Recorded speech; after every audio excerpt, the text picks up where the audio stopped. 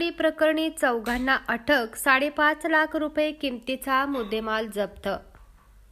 कोल्हापूर, इस्पुर्ली आणि मिरज पोलीस ठाण्यात 2 घरफोडीचे गुन्हे दाखल असलेले स्थानिक गुन्हे अन्वेषणच्या पथकाने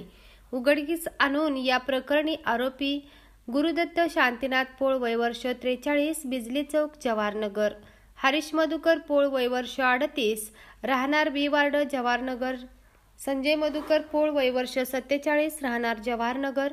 सध्या राहणार सुभाषनगर, दिंडीवेश, मिरज आणि स्वप्नील सुरेश सातपुते वय वर्ष 37, राहणार क्रांती चौक, मंडळाजवळ, यादवनगर यांना अटक करून त्यांच्याकडील 5.5 लाख रुपये किमतीचे सोन्या चांदीचे दागिने जप्त करून घरफोडीचे 2 गुन्हे उघडकीस आणले आहेत. वरिष्ठ पोलीस अधिकारी यांनी स्थानिक गुन्हे अन्वेषण पथकाला घरफोडीतील चोरीचे दाखल असलेले गुन्हे उघडकीस आणण्याच्या सूचना दिल्या होत्या. या अनुषंगाने घरफोडी प्रकरणातील गुन्ह्याची माहिती घेऊन तपास करीत असताना इस्पुर्ली पोलीस ठाण्यात घरफोडीचा दाखला असलेला गुन्हा पोलीस रेकॉर्डवरील गुन्हेगार गुरु पोळ याने आपल्या साथीदाराच्या मदतीने केला असून चोरीतील सोन्या चांदीच्या दागिन्याची विक्री करण्यासाठी कात्यायनी परिसरात असलेल्या मंदिर येथे येणार असल्याची माहिती मिळाली असता या पथकातील पोलिसांनी दिनांक 30 नोव्हेंबर रोजी कात्यायनी परिसरात मंदिराजवळ सापळा रचून त्यांना ताब्यात घेऊन त्यांच्याकडील घरफोडीतील सोन्या चांदीचे दागिने, मोटरसायकल, गुन्ह्यातील हत्यारे मिळून आली. याबाबत त्यांच्याकडे अधिक तपास केला असता त्यांनी इस्पुर्ली आणि मिरज पोलीस ठाण्याच्या हद्दीत घरफोडी केल्याची कबुली दिल्याने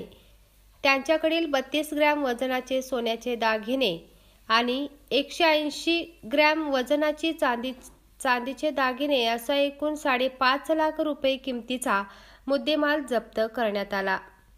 यातील गुरुनाथ पोळ आणि स्वप्नील सातपुते हे रेकॉर्डवरील गुन्हेगार असून त्यांच्यावर पोलीस ठाण्यात पोळ यांच्यावर 50 गुन्हे दाखल आहेत,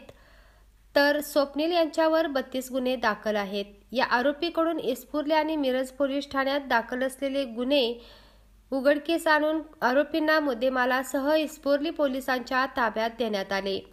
ही कारवाई पोलीस अधीक्षक माननीय महेंद्र पंडित यांच्या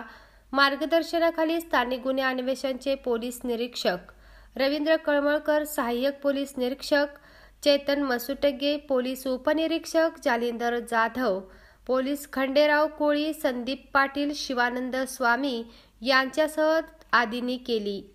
ग्रामदेवता प्रतिनिधी मुरलीधर कांबळेसह रुपाली चव्हाण, कोल्हापूर.